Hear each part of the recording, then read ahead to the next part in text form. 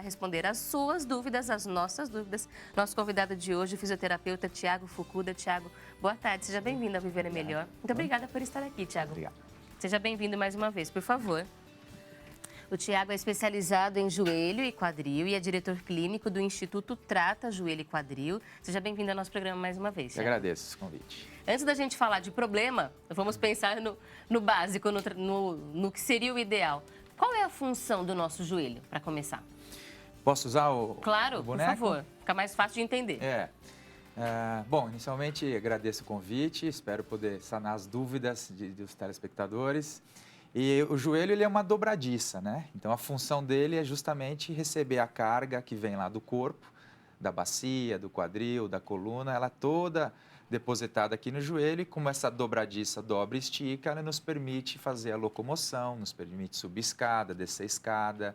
Nós temos músculos muito importantes em volta aqui do joelho, principalmente na coxa, que serve como um propulsor para que a gente possa se movimentar, locomover e realizar as nossas atividades, viver. Então, o joelho ele tem algumas funções até... Ele sustenta o nosso corpo, ajuda a sustentar o nosso corpo, segurar o nosso peso, mas ele também tem que ajudar nessa mobilização de força para a gente sair do lugar. Exato. Então, ele absorve um pouco de impacto, mas ele também tem que ajudar a gerar energia. Sem dúvida nenhuma, é uma peça fundamental nessa engrenagem que é o corpo humano. O joelho é, talvez até por ser uma dobradiça, por ter pouca mobilidade nos outros sentidos, ele só dobra e estica, ele acaba sendo muito suscetível a lesões, a sobrecarga, e daí, se ele é tão acometido assim, é porque ele tem uma importância ímpar, uma importância fundamental na locomoção do ser humano. E a gente vai entender mais sobre quais são essas lesões que podem acontecer, desde coisas do dia a dia, do tipo cair. Né? Tropecei e caí, estou usando salto, a gente vira o pé, mulher quando usa salto, direto tem esse tipo de acidente. Quais são as coisas que a gente faz no dia a dia que podem prejudicar ou comprometer o funcionamento do joelho? Vou falar durante o nosso bate-papo aqui de vários fatores, mas sem dúvida que o uso excessivo, né, muito escada, descida, subida de escada, agachamentos errados, posturas erradas, uns quilinhos a mais, isso pode também aumentar a sobrecarga no joelho. Alguém que torceu o joelho e teve uma ruptura, uma lesão de uma estrutura nobre do joelho, isso pode, com o passar do tempo, potencializar um problema. E essa lesão pode acontecer de formas muito do dia a dia. A gente estava até brincando aqui, falando sobre o futebol do fim de semana, né? Quantos homens voltam com o joelho machucado numa segunda-feira depois do futebol de domingo? Dá para ter esse tipo de lesão num jogo de futebol, doutor? Dá. Nós temos sempre que pensar que existem as causas traumáticas e as não traumáticas, né? Tá. Dentre as não traumáticas, se encontram as lesões por sobrecarga mesmo do dia a dia.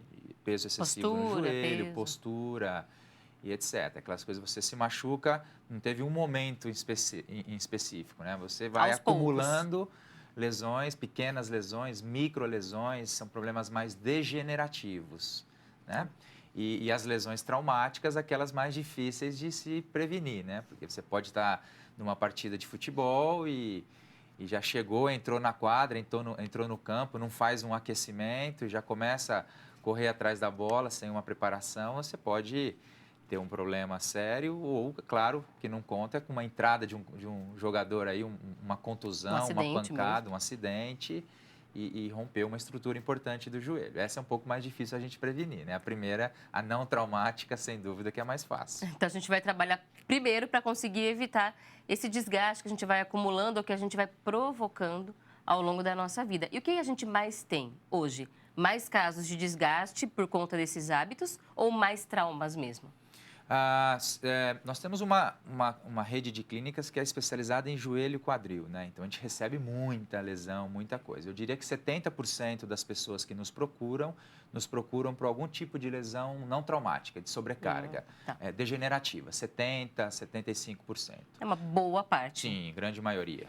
Agora, você também falava sobre sobrecarga. Muitas vezes a gente vê na internet circulando imagens comparando o corpo de uma pessoa com o peso ideal e a pessoa quando está obesa e que a estrutura óssea é a mesma, né?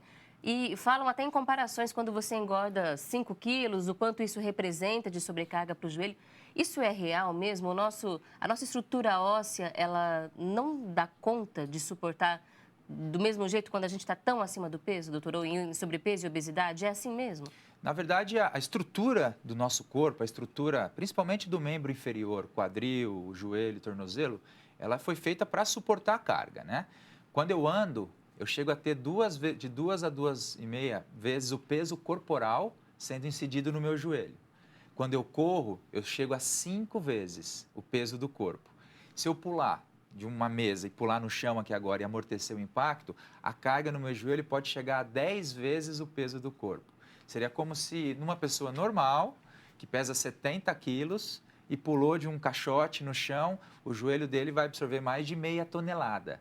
Isso é fato, isso é a mecânica do nosso corpo. Então, e ele aguenta. Ele aguenta. Aguenta. Mas agora imagina se no momento dessa carga, se isso for associado a uns quilinhos a mais, sobrepeso, etc., que a pessoa foi adquirindo com o tempo, é óbvio que isso vai aumentar a chance de ter sobrecarga, de ter desgaste, porque agora não é o peso natural que ela está absorvendo. Tudo isso vai ser potencializado exponencialmente. Então, interfere bastante. Bem como o tipo de atividade que a gente faz. Às vezes eu posso estar com o meu peso ideal, estar controlando bem, mas resolvi fazer uma corrida de rua. Hoje a gente vê muito pessoas que saem do sedentarismo total e começam a correr. Começam a correr. Em um ano eu encontro na rua, já me inscrevi para a maratona da Disney. Então, às vezes, em um ano ela sai do zero para um nível altíssimo de atividade física. Então, ou aquele que joga bola sexta, sábado e domingo, e fica o resto da semana sedentário e resolve no final de semana descarregar tudo. Tudo isso que sai do trivial, tudo isso que é abusivo também, a gente chama de volume. Quem faz muita coisa, um volume muito alto e cresce de uma forma muito abrupta, também é perigoso. Provoca essa sobrecarga no joelho. A gente está hoje muito na moda do crossfit, por exemplo, né? Ou exercícios com peso.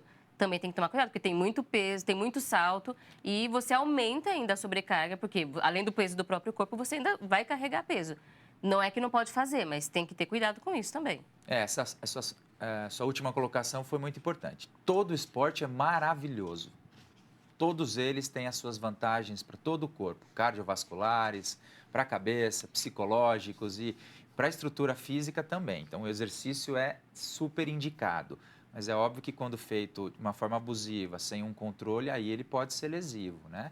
Então tem que fazer o crossfit, o funcional, a academia, a caminhada, a corrida, só que tem que ter um bom senso de estar próximo de um profissional que saiba te instruir e principalmente que vá aumentando o volume, a frequência de atividade física por semana, por mês, que vá aumentando lentamente, não queira já de uma hora para outra começar a exagerar na velocidade da esteira, na velocidade da corrida ou no tempo que vai fazer. E aí, o que vai acontecer com esse joelho? Será que ele vai começar a doer de uma hora para outra? A gente vai começar a entender até a partir da pergunta de uma telespectadora que já entrou em contato com a gente. É a Simone Gouveia, de Carapicuíba, São Paulo. E Simone, boa tarde, seja bem-vinda ao programa. Ela tem 3 dúvidas.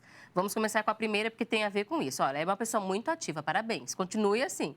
Faço aula de jumping e ela quer saber qual é o impacto que tem no joelho, esse tipo de atividade, porque ela começou a sentir dores no joelho direito há alguns meses. É uma aula que tem um impacto um pouquinho maior no joelho também, não é? Sim, sim. Simone, o jumping é uma atividade que também é muito interessante, tem muitos benefícios, mas é óbvio que você está falando em salto. Você está falando em salto, por mais que seja um salto curto que se usa nesse tipo de atividade, você tem uma incidência, a sobrecarga no joelho é alta, se comparado a uma corrida, a marcha, a caminhada, sem dúvida nenhuma. Não estou dizendo que tem que parar, mas se começou a ter dor e essa dor persistiu, já está aí por 3, 4 semanas ou mais e começou a te dar um desconforto no dia a dia, aí sem dúvida que a gente tem que dar um passo para trás. A gente precisa fazer uma análise, porque de repente ela pode ter, às vezes até aquela atividade para ela é o ideal. Só que ela tem o pezinho muito chato, pé pronado, que a gente chama tecnicamente. O joelho, às vezes, vai observar de frente, ela agachando na frente do espelho. Observa se o teu joelho, Simone, se ele não faz muito isso, se ele não faz um X. Perceba-se quando você está saltando, se você não inclina muito o tronco. Eu costumo dizer muito isso. Às vezes, o nosso corpo ele é um carro.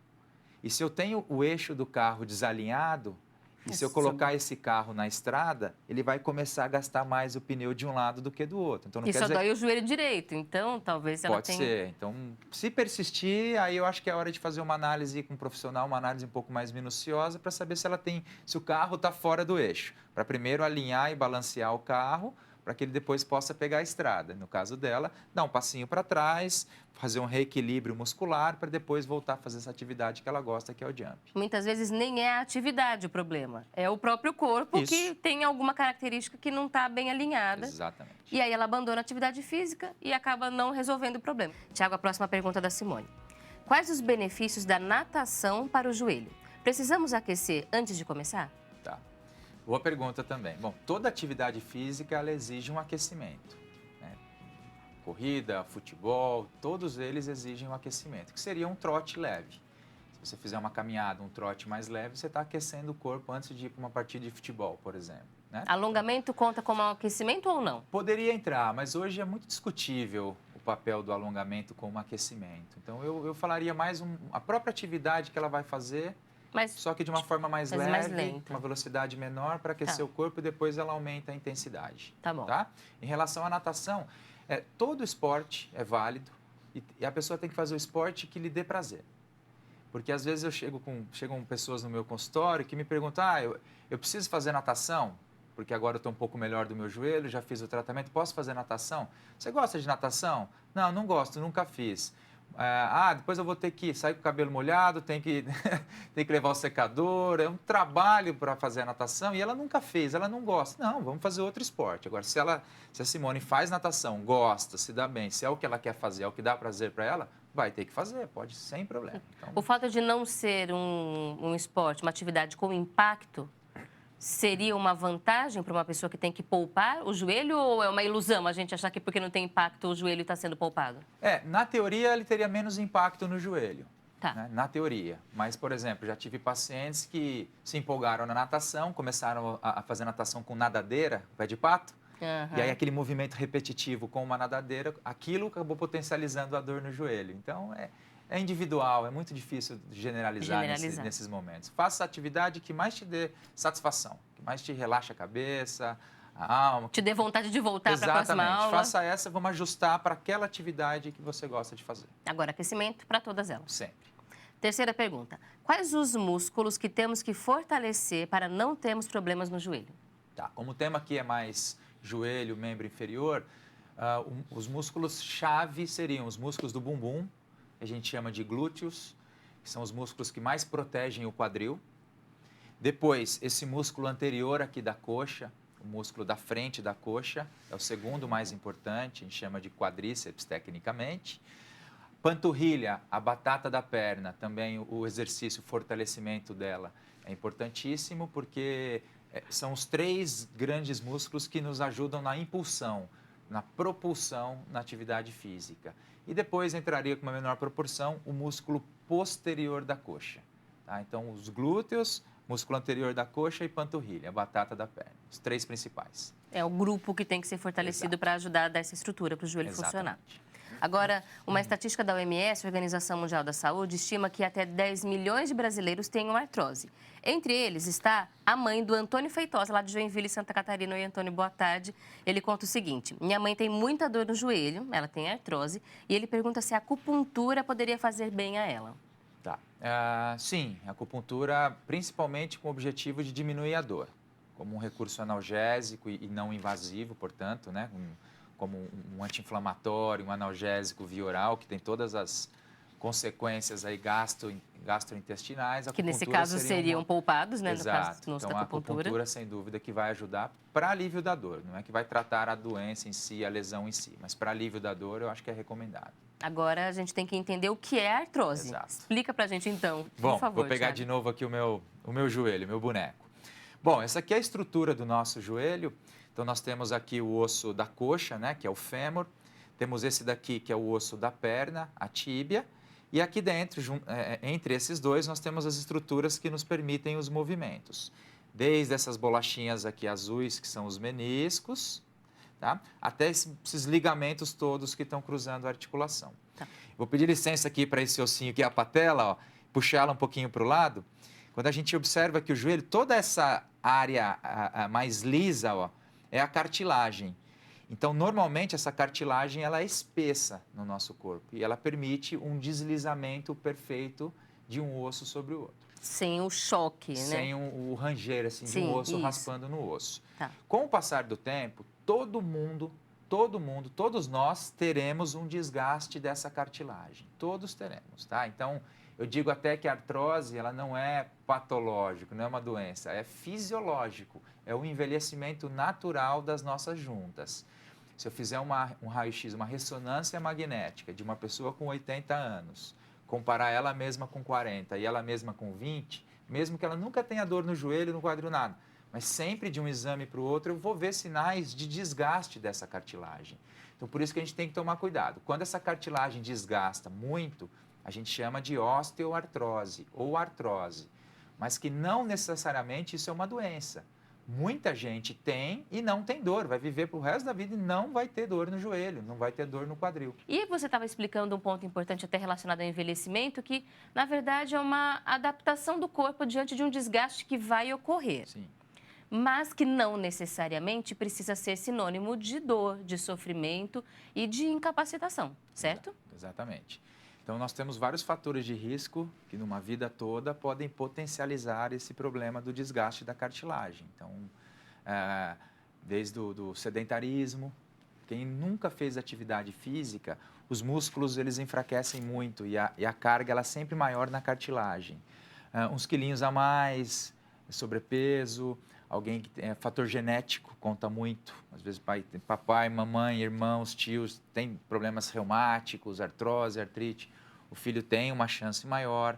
Alguém que tenha tido um trauma no passado, rompeu um ligamento, torceu o joelho, tem uma chance maior de desenvolver o desgaste. Então, são esses fatores de risco que fazem com que uns tenham o mesmo desgaste do que o outro, mas que o dele se torna um problema, se torna sintomático, ele começa a ter dor por isso.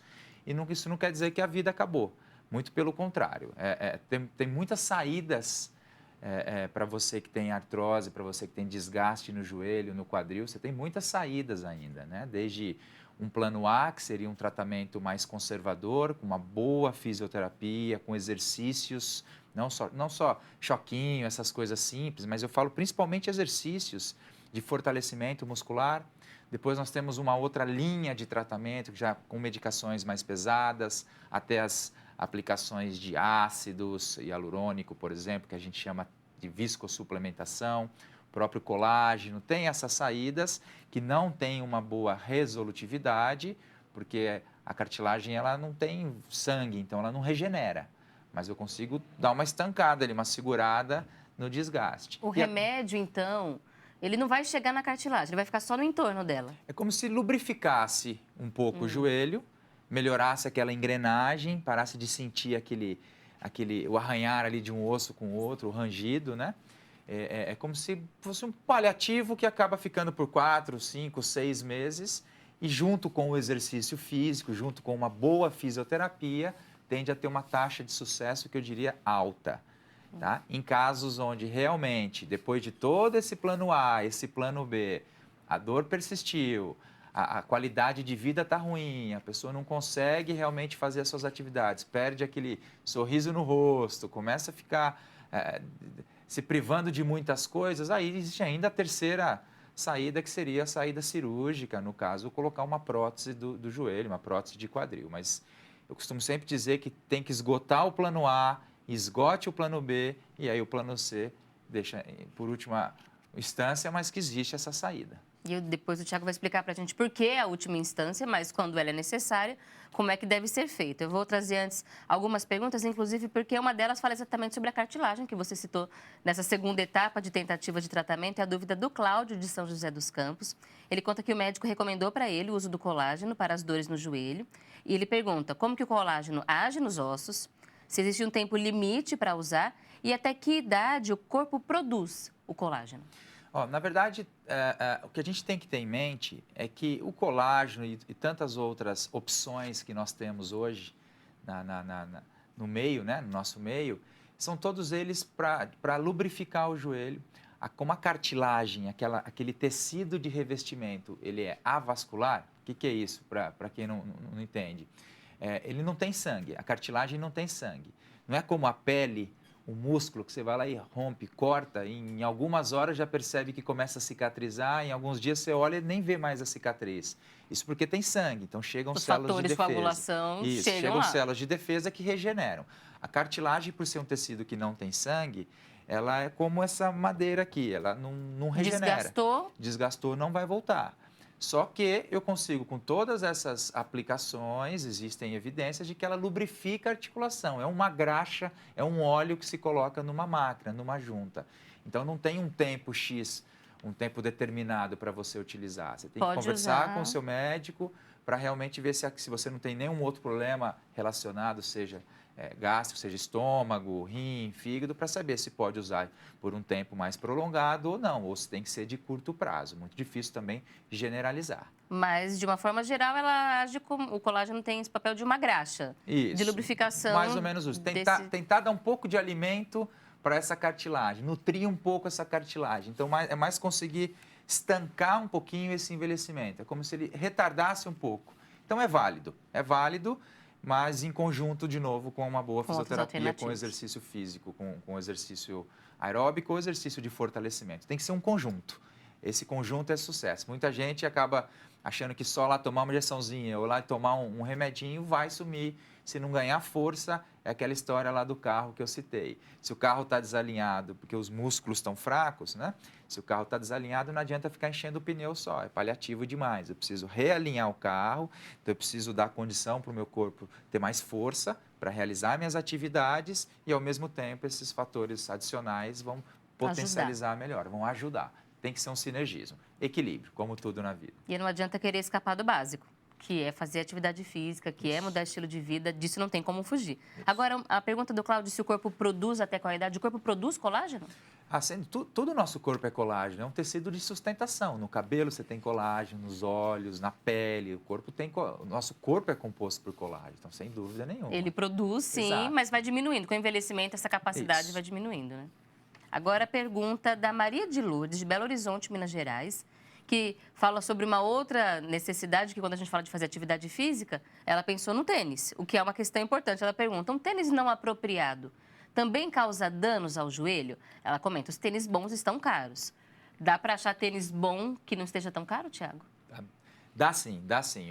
O calçado, de uma forma geral, ele influencia muito, porque ele vai influenciar na forma que pisa, e se a gente tem formas diferentes de pisada, é óbvio que isso vai repercutir no joelho, no quadril, na coluna.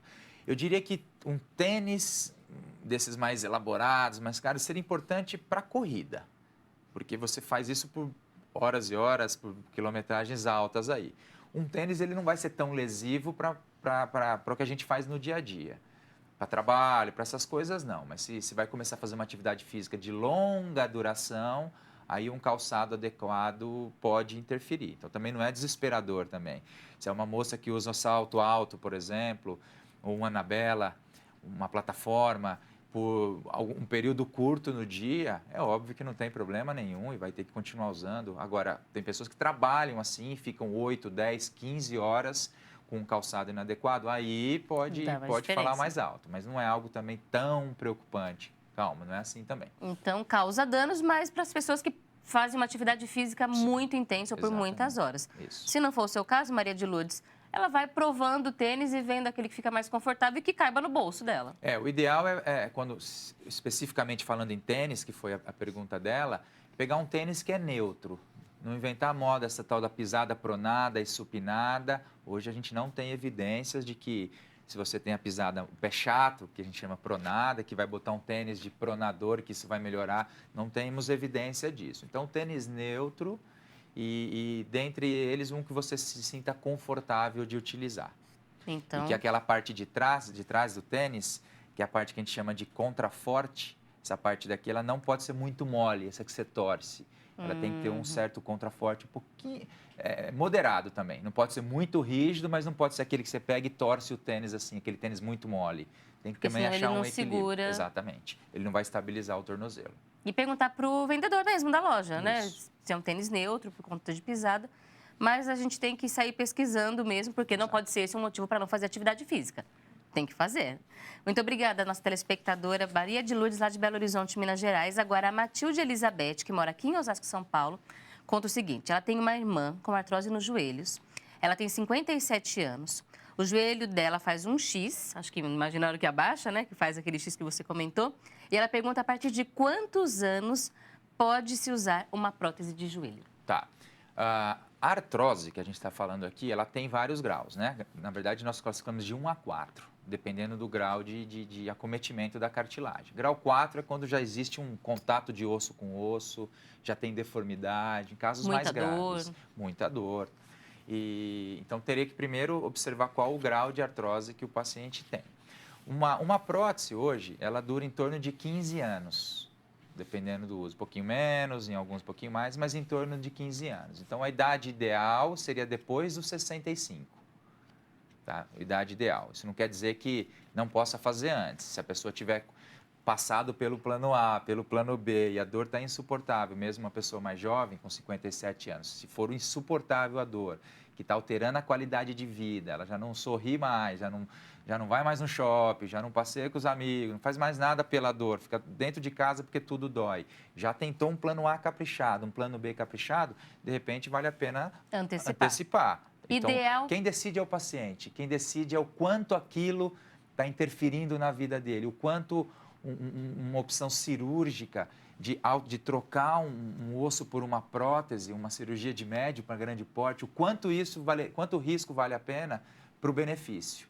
Então, é o paciente que vai determinar. Os médicos, os fisioterapeutas, eles vão norteando e dando a opinião das opções que existem, mas é o paciente que tem que decidir o momento que aquilo está alterando demais a vida dele. Não, é uma dor moderada ainda. Eu ainda consigo fazer tudo, tem algumas atividades só que eu não consigo. Eu ainda não tentei um plano A, não tentei eu vou me dedicar de novo à fisioterapia. Eu me dedicaria a isso, sim. Então, percebe que não tem uma receita de bolo, é individual, cada um tem que achar o seu timing, o seu momento para arriscar ou não fazer uma cirurgia mais agressiva. Quando você fala idade ideal, pensa-se nesse caso, porque a gente geralmente fala assim, tem que ver quanto mais novo, às vezes a recuperação é melhor, mas nesse caso, a partir dos 65 é para evitar ter que fazer muitas cirurgias para troca da prótese? Isso, porque se coloca uma prótese muito novo, o nível de atividade que você faz é maior, então tende a gastar até mais rápido a prótese, e aí precisaria no futuro tirar aquela e fazer uma nova cirurgia para colocar uma outra prótese no local. Por isso que o ideal seria esperar um pouco mais. Mas, de novo, entra naquelas questões todas que eu discuti. Tem que ser avaliadas. Né? Mas quer dizer que 65, 70 anos, quer dizer que se eu colocar uma prótese que dura 15, vai ser a última? Provavelmente. Não que a pessoa não possa chegar nos 100 anos, vai chegar. Se Deus quiser, vamos chegar todos aos 100 anos. Porém, o nível de atividade que você vai fazer quando já está com 85, 90 anos já é menor. Então, a prótese ela tende a durar mais porque acaba usando desgasta menos. Então, é essa relação que é importante. Porque é uma cirurgia, assim como todas, que tem os seus riscos, né? Desde as mais simples, mas que é bem impactante.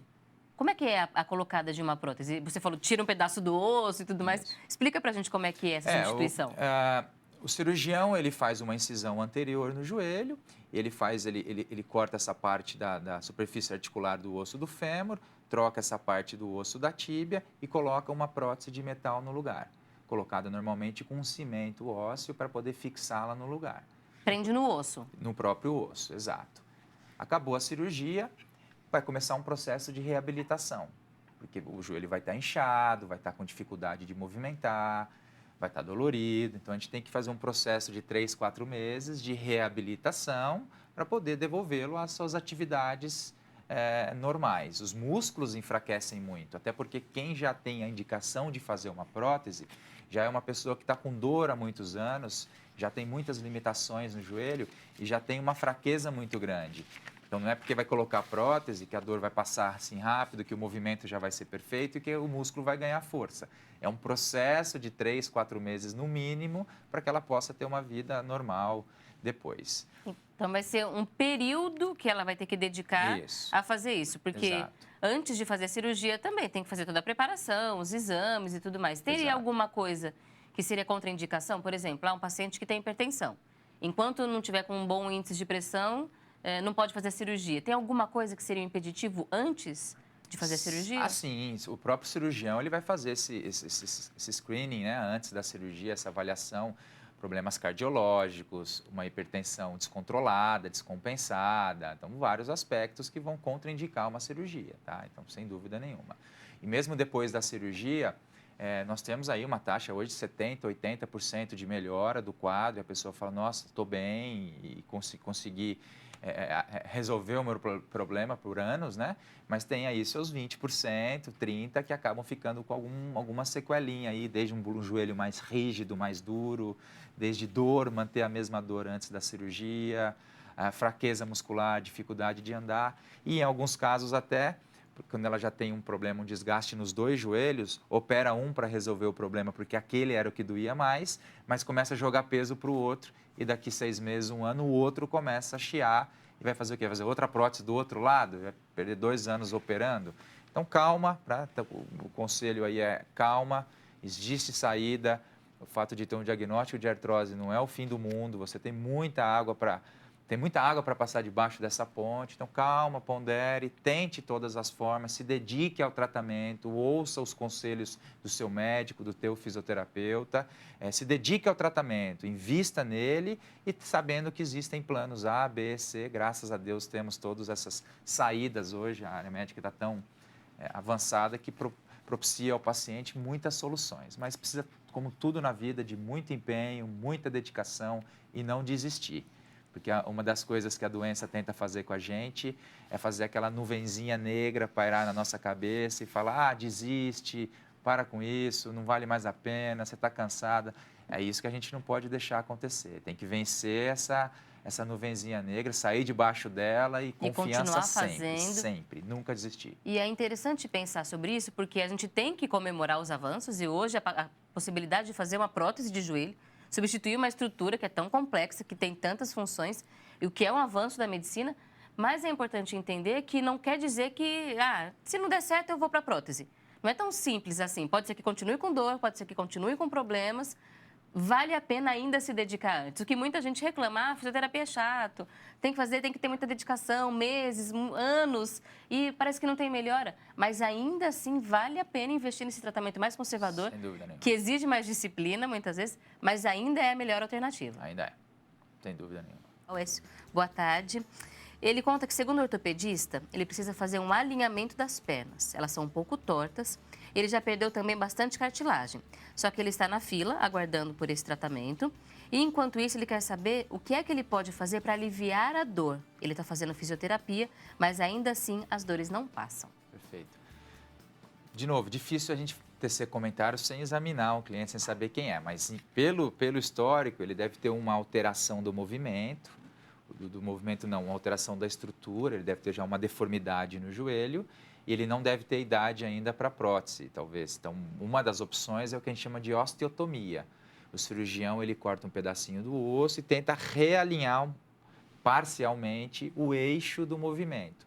Isso faz com que, de repente, um joelho que está com uma carga maior aqui e a cartilagem destruiu aqui, ele vai tentar um procedimento para alinhar e jogar um pouco da carga para a área que está melhor, que a cartilagem corresponde melhor. Esse é o realinhamento das pernas. É um realinhamento. Entendi. Parece isso que eu consegui entender. Tá e bom. aí é óbvio que isso distribuiria melhor a carga e postergaria uma cirurgia de prótese. É uma tentativa, mas que é um pouco questionável. Alguns colegas, alguns cirurgiões optam por isso, outros preferem esperar e já ir direto para a prótese. Então, converse com o seu médico com calma.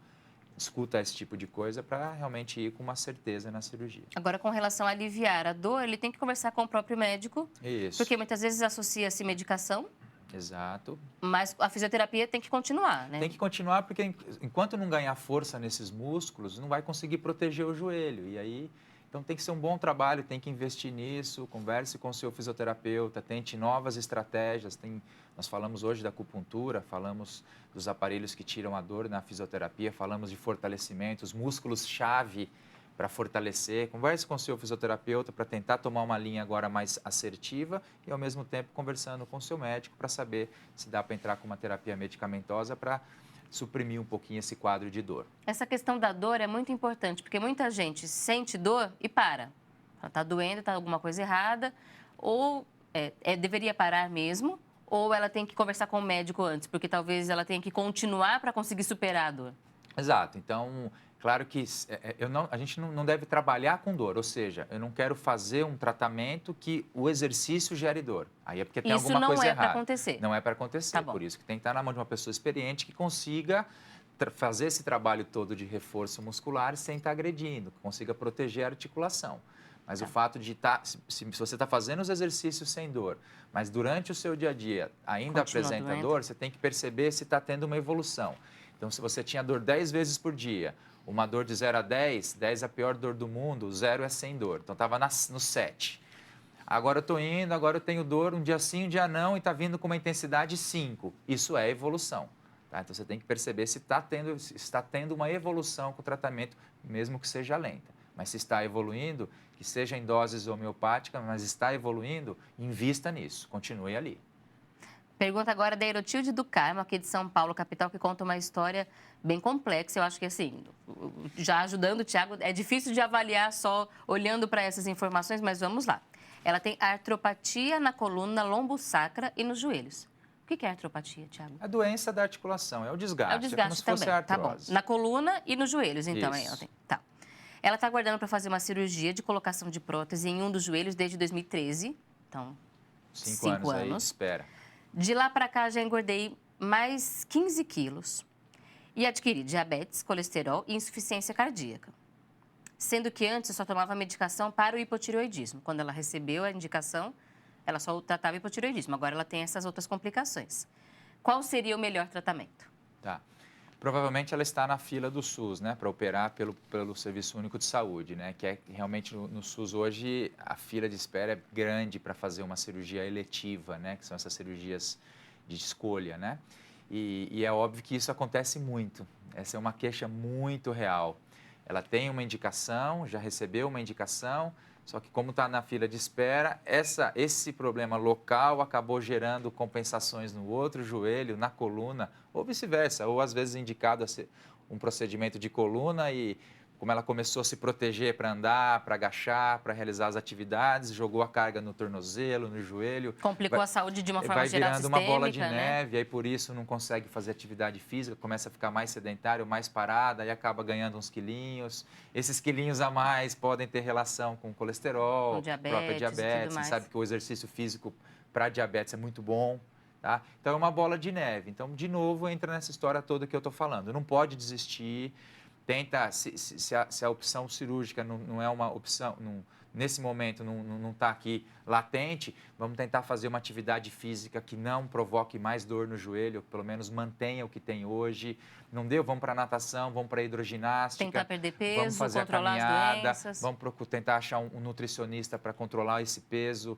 E achar uma atividade física que te dê prazer, mas principalmente que você consiga fazer sem dor. Alguma coisa está te esperando, existe alguma coisa para fazer, sem dúvida nenhuma. Às vezes uma bicicleta ergométrica, às vezes a pessoa tem uma bicicleta que virou um varal ali na sala de casa, que só pendura a roupa nela e não usa. A bicicleta é ótimo, se não provocador, uma bicicleta ergométrica para quem tem artrose é maravilhoso, porque o fato de movimentar o joelho lubrifica, protege a cartilagem. Então, se conseguir introduzir 10, 15 minutos por dia, na hora da novelinha, na hora do programa, aproveita o tempo e faz atividade.